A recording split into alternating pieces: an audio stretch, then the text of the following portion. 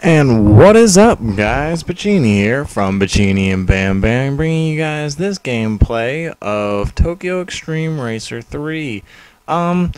I'd like to point out that while I love Tokyo Xtreme Racer 0, I think you would all like to agree that the graphics could be a little bit better, and personally for me playing it, the handling just sucks on that game. The handling physics are like out of freaking Tokyo, or not even Tokyo, not Tokyo Xtreme Racer. I'm thinking F-Zero GX, if anybody's ever played that on the GameCube. Goodness gracious. But I would like to point out that some of the stuff on here is just, I mean, on this new game, there's ups and downs to it. Like in the new one here, it's based 2 years later than the previous game, so there's a lot that's changed. And technically, you're still the Captain Hero, Mr. Solo Man, or woman, whichever viewer you are. And you had just gotten done taking down everyone in Tokyo 2 years before, and now everyone's risen back to power, or whatever you'd like to call it. I don't even know what you can call it in the street racing scene. But basically, all the bosses are back, everyone's back, there's more teams now, more wanderers, just more of everything. And you gotta go and take them all down again. On top of this, you get to go to Osaka and Nyoga. But another downside I'd like to point out real quick. Look at that stupid frickin' Subaru Legacy station wagon. God freaking Jesus. This is, ironically enough, the team, the Road of Justice again. I just happened to open up one of my saves, and it happened to be this team again. Sorry about that. I'm doing this live, and it's multitasking. It's not not one of my strong points. But yeah, I'm sitting here driving this RX-7 that I tuned, and I'm wondering, wait a minute, this is the Team Road of Justice. Why is there a Subaru Legacy station wagon? And then I went and looked up the car list up on what was that? GameFAQs or GameSpot or whatever that is, and they took out the Nissan Stagia. I mean, that's just like this Skyline station wagon. You know, you might as well keep that. You know, those pretty BA. I used to have one in Tokyo Xtreme Racer 0, and I thought it was pretty BA because it would do 220 miles an hour, and I'd be like, gobble up, it's my grocery getter. Wait to see the freaking boss vehicle that I have in my garage. But yeah, so again, this is the same team. They're based off the RB26. This guy, Shining, in the past game he was called The Shining, still drives the Sylvia, but there's also another Sylvia on this team. Since it is 2 years later, they've recruited somebody else. But I'd like to speak about the pros of this game. Goodness, you're gonna like this if you actually follow my channel-ish rant of my side of the channel here. Notice there's the water temperature and the oil temperature gauges. That actually shows you a boost gauge now. It shows you what gear you're in a lot clearer. It shows you your current trip odometer and your total life odometer of how far the car has been. If you can't tell, the steering is just so much better. It actually handles like a car, and you can actually drift the car like it actually like that. See, you know, it's just, you know, so much nicer. And for those of you wondering why I'm not editing out the bits in between these guys, I'm just kind of sitting here. It doesn't look like it's taking me too long, so I'm just leaving it here as I go. But yeah, so I'm wandering around this is Kanjo Inner, and technically the C1 Inner Loop, if you'd like to call it that. That's technically the official name of it. But yeah, I want to go over the tuning aspects. Freaking stupid Subaru Legacies. God, I hate them.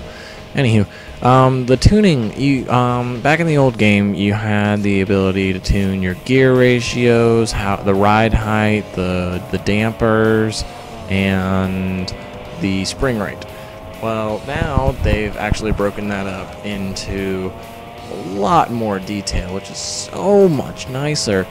You actually get to sit there and you can adjust the camber, you can adjust the ride height, you can adjust the toe in, toe out, you can adjust if you have like on this RX-7, if you have a wedge, you can adjust the angle of the wedge for more downforce, or you can adjust the boost pressure on a minute scale now instead of just having 4 different settings for like low, mid, and high. And which basically was, what was it? It was like 1, 1, 2, 5, 1, 5, and 2 for the setting here. And notice my boost pressure and the little tiny pressure gauge up there. Oh, dang it. Yeah. Still haven't completely worked this car out yet. J-turn. But yeah, so, but if you see that, like, it only goes up to about 1, I set it for 1.18 right now. That's the setting I came down to. Oh, that reminds me, going back to the tuning thing, really nice, you get to tune your car on, you can do 0 to 1,000 meters, 0 to 400 meters, 0 to 200 meters. So basically you can do a sprint and see how fast it is in a straight line, or you get this ginormous oval track that's ridiculously huge, and you get to have a lot of fun with that. Another great thing about this game, like they just did so much better this time around. You get engine swaps this time, and there was an engine swap last time, but it was only listed as engine level 9. So you just had the option of whatever they gave you. Now in this game, it's whatever will fit into the engine bay. You can swap in an L4, you can swap in a rotary, you could swap in a 2-rotor, a 3-rotor, you can swap in a V8, you can even swap in a V10 if you can imagine that. And this is talking about naturally aspirated and turbo aspiration.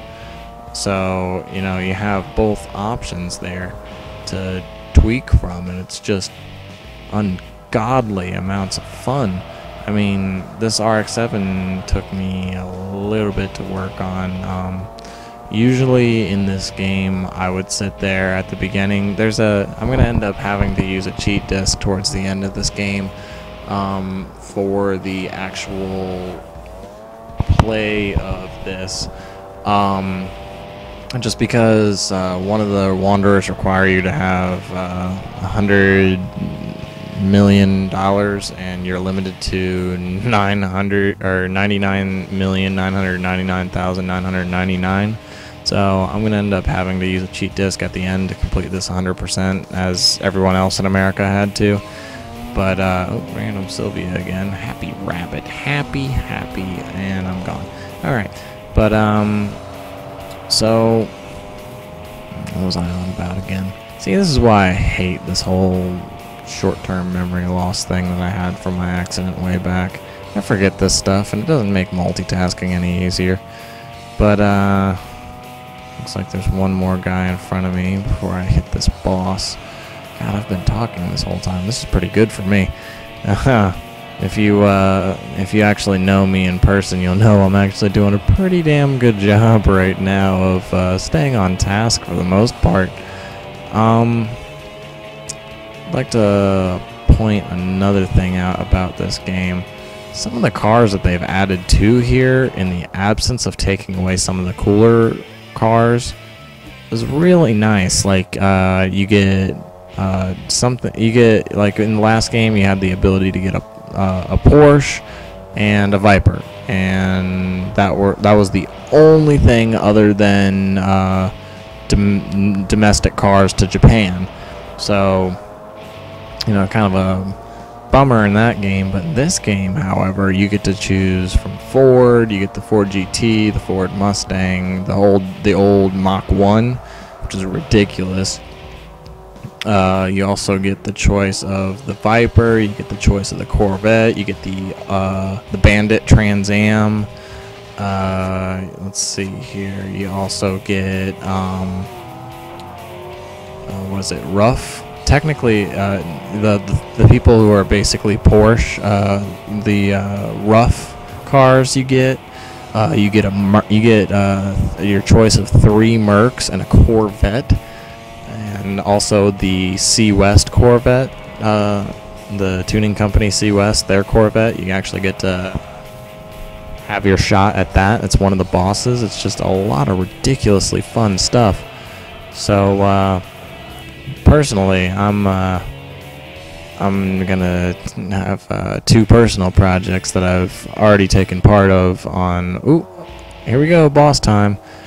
And there he is, Mr. Hearing Master.